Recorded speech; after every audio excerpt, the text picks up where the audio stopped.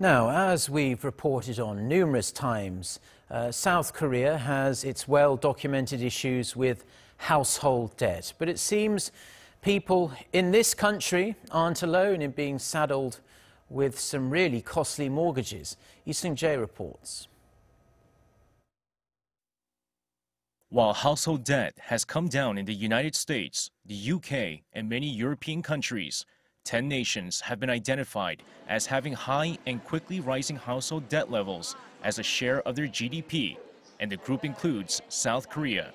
The International Monetary Fund has identified a 65% debt-to-GDP ratio as a warning sign and 1% growth as the threshold for meaningful growth.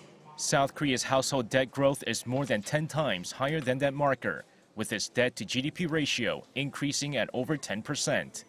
According to the Wall Street Journal, while historical records show that large debts may lead to a short-term economic boost, it can also lead to long-term struggles, as a greater share of an economy's resources go into servicing the spending associated with high debts. In addition, the IMF says rising household debt is associated with greater risks of banking crashes and even financial crisis.